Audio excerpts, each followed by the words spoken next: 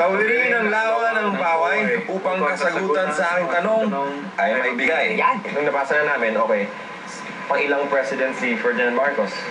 Nag-flashback yung history ko, teka lang, na wala na ako dun sa track, sa history. Depende sa sagot ng mga Warriors, ang dami ng isdang kailangan nilang dalhin patawid ng ilog Paway. Kung di nila alam ang sagot, may mga poste ang mga mangingisda para makakuha ang Warriors ng clue. Kailangan nila itong matapos in 15 minutes. Alright! Timer, start! 15 minutes, go!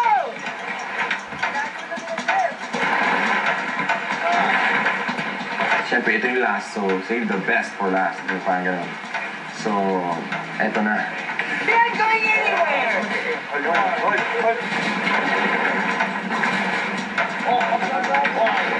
Sana ko alam lang namin, sure kami, diretso na kami dun sa... Hindi na ako na 10 pero... So hindi ko kasalanan. Oh, yeah. Lapit na. Lapit na. Ayan. Lapit na. Okay. Before Erap, it's Ramos. Before Erap. Yes. Okay. Ramos. Tapos, before Ramos. Ori. Diba? Yes. Okay. Either the 9th or the 10th. Let's find out. So, 13, 12, 11, 10. Alright, you got 11 minutes to go, baby. Come on. Alright.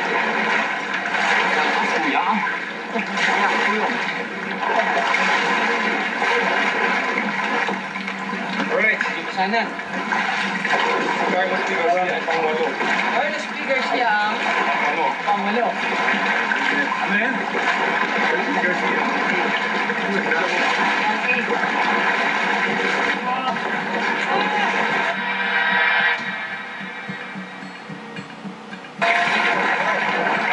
Gago! Kaya!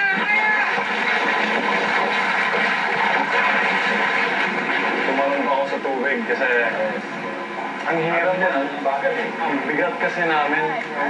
Kailangan yung mas maganda bumaba yung isa, itulak na. Kaya lang, kalimutan ko fresh water yun. No? So, pagod ako dahil sa sand dunes. So, nung the second time, wala na. Ayan. Yeah. Salamat. Oh my goodness. Ori Aquino is pang 11. All you hear is 11. 11. 13, 12, 11,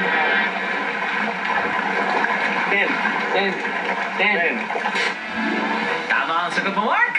Go get the fishes.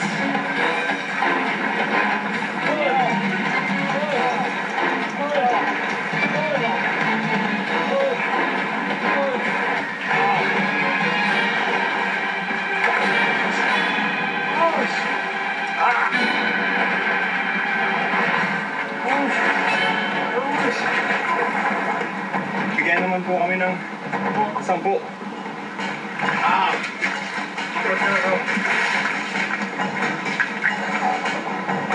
So, ano nangyari?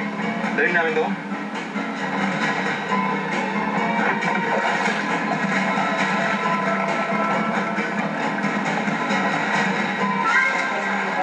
Ito yung shirt ko na. Sa shirt ko, kinagat ko ng gano'n.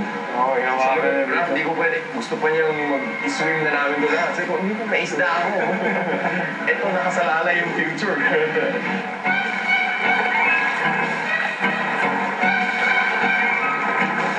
Nag-swim siya ulit, tapos parang ako nagsagwan.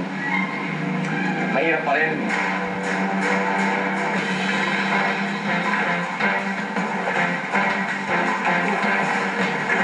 Nakuha siya yung pabalik na. Ako yung pabalik na. Medyo nag-isip na ako na parang wala na to.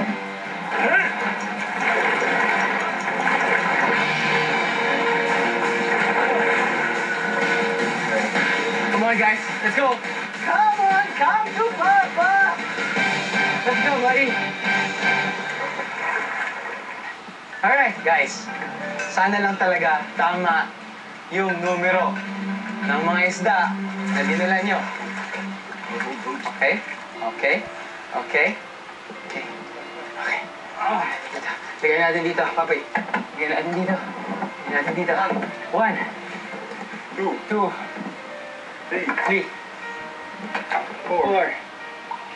5, 6, 7, 8, Carlos P. Garcia. 9, Justado Macapagal. 10.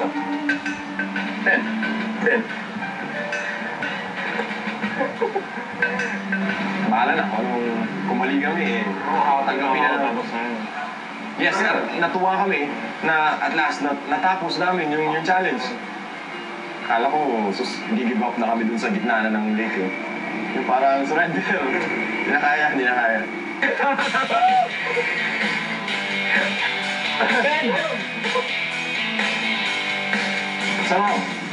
Sarap. Yabang.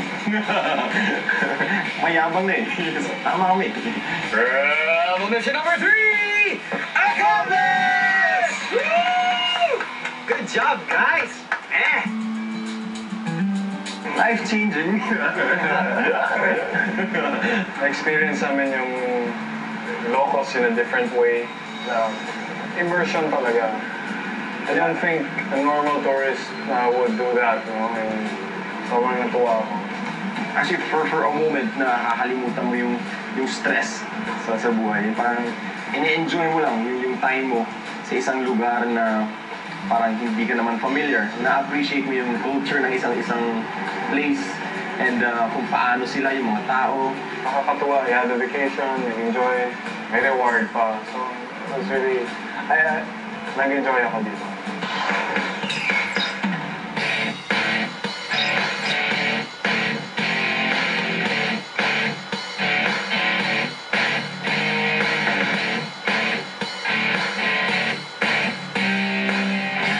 Yeah, pwede na kayo.